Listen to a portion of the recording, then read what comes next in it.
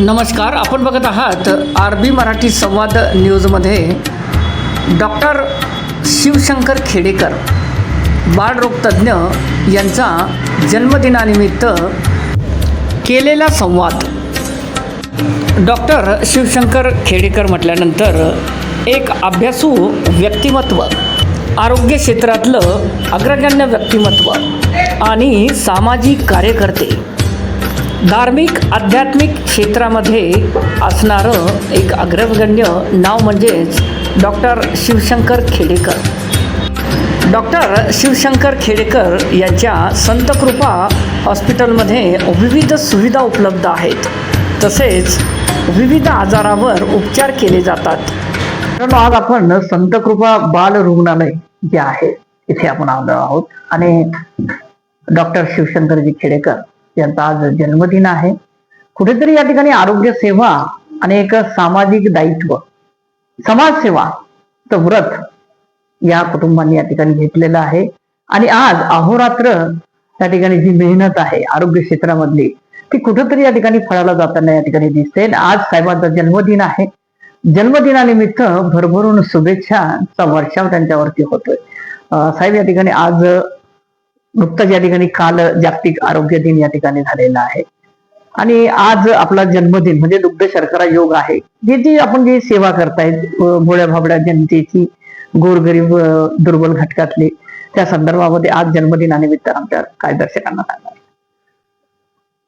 सर्वप्रथम आपले आभार की आज माझ्या जन्मदिनानिमित्त आपण मला शुभेच्छा दिल्या. समस्त चिखली तालुक्यातील किंवा बुलढाणा जिल्ह्यातील जे आमचे पेशंट आहे, रुग्ण आहेत, त्यांची सेवा करण्याचं आम्हाला भाग्य लाभलं, हेच माझ्याकरता मोठी गोष्ट आहे. कारण समाजाला आपण जेव्हा देतो तेव्हा समाज आपल्याला 1000 पटीने जास्त देतो. हे आपल्या पूर्वजांनी आपल्याला शिकवलंय. त्या पद्धतीने आपण काम करत राहतो आणि त्या कामाचा मोबदला म्हणून आज हे एवढं मोठं हॉस्पिटल वगैरे आणि नाव हे फक्त आणि फक्त ह्या इथल्या आपल्या आजूबाजूच्या परिसरातील लोकांच्या पुण्याईमुळे, कृपेमुळे, त्यांच्या सहकार्यामुळे झालेलं आहे, एवढंच सांगू शकतो. तर या ठिकाणी जी संत गजानन महाराजांच्या चरणी आपण नतमस्तक होऊन ही जी सेवा या ठिकाणी आपण आरोग्य सेवा देत आहेत, कारण आम्ही बघतोय की बऱ्याच वर्षापासून या ठिकाणी दर गुरुवारी आपली एक माफक स्वरूपामध्ये जी अल्प दरामध्ये जी फी आहे त्या फी मध्ये या ठिकाणी रुग्णांचं समाधान आपण करताय. काय सांगणार? काय असतं, श्रद्धा आपण ठेवायला पाहिजेत कुठेतरी. एक तशी एक श्रद्धा संत गजानन महाराजांची चरणी आहे आणि आपण काहीतरी करायला पाहिजेत. मी सांगितलं पहिले जसं की बा आपण समाजाला दिलं तर समाज आपल्याला 1000 पटीने जास्त देतो. हे एक साधं गणित आहे. म्हणजे जसं शेतकरी आपण एक दाणा पेरला की त्या दाण्याला कमीत कमी 100-200 दाणे येतात त्या झाडाला. त्या पद्धतीनं आपण जेवढं समाजाला देऊ समाज त्याच्या पलीकडे जास्त देणार. आता हे एवढं काय जे होतं, आपण पहिले कुठे होतो, आज कुठे? आज आपल्या मेहनतीच्या भरोशावर आणि लोकांच्या सहकार्यावर आणि सर्व आपण ह्या समाज घटकामुळेच आहे. बरोबर आहे का नाही? म्हणजे त्याच्यामुळे मला असं फार काही वाटत नाही की मी फार काही मोठी गोष्ट करतो. मला म्हणजे ती अतिशय लहान गोष्ट आहे समाजाच्या माझ्या दृष्टीनं. मी जे समाजाकरता करतो कारण हे जे काही दिलेलं आहे हे समाजाने दिलेलं आहे. त्याच्यामुळे फार काही असं मला हे वाटत नाही. आपलं काहीतरी दान लागतं देण्याचं समाजाचं, ते फेडण्याचा मी प्रयत्न करतो या व्यावहारिक जगात. बरं सर, या ठिकाणी एक उन्हाळ्याचे दिवस आहे आणि उन्हाळ्याच्या दिवसामध्ये आपण हे जे बालरुग्णांना जी तपासणी या ठिकाणी करतायत आणि विविध आजारावर या ठिकाणी आज संभाषण काय करतात? सर्वप्रथम आता ह्या उन्हाळ्याच्या दिवसामध्ये लहान मुलांना 2 व्हीलरवर घेऊन जाणे उन्हाच्या वेळेस म्हणजे 11 ते 5 पर्यंत, तर हे शक्यतो टाळावं. 2 व्हीलरचा प्रवास टाळायचा.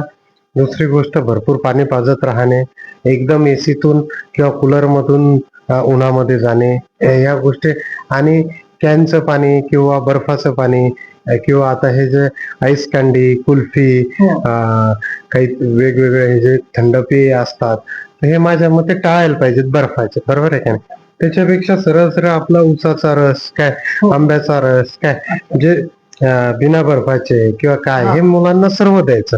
जेही फ्रूट ज्या सीझन मध्ये जे फळं येतात त्या फळाचा ज्यूस बिंदास मुलांना द्यायचा. काही अडचण नाही आणि भरपूर पाणी पाजत राहणे, हायड्रेशन ठेवत राहणे. या दिवसामध्ये मुलांचं जेवण तसं पण कमी होऊन जातं, सर्वांचंच जेवण कमी होतं उन्हामुळे. फक्त त्यांना कसे कुरकुरे, चिप्स हे गोष्टी खाल्ल्या की परत भूक लागत नाही.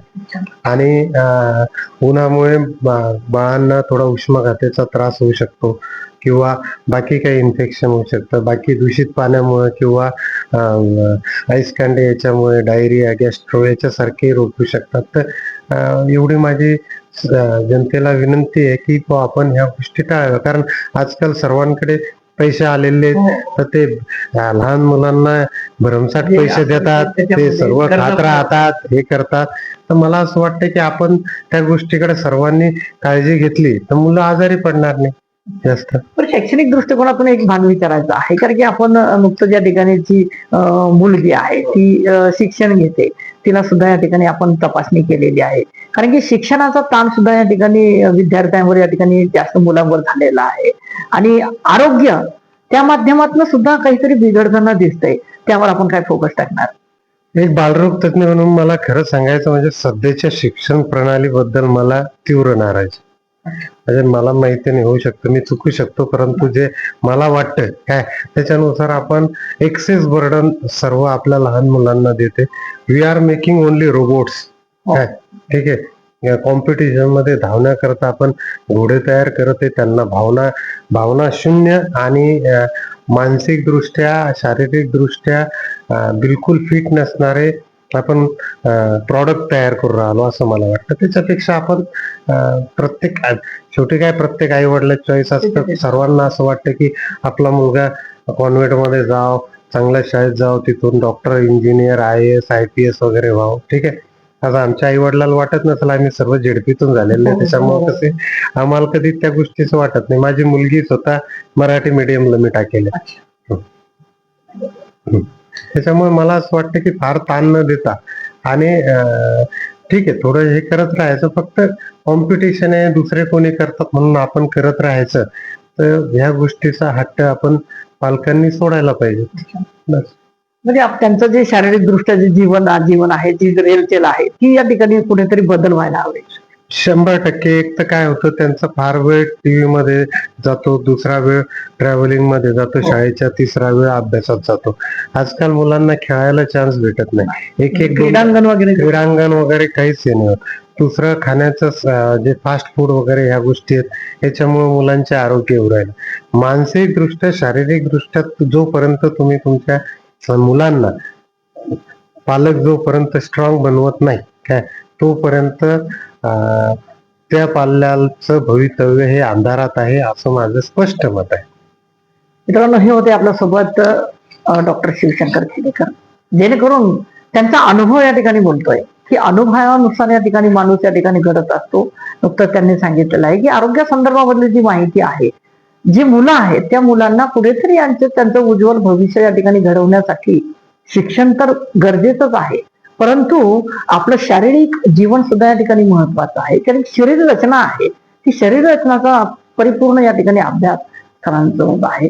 म्हणून त्यांच्यासोबत आपण मनसोक्तपणे या ठिकाणी जन्मदिनानिमित्त आज संवाद केलेला आहे. या ठिकाणी थांबतो. जय हिंद, जय भारत.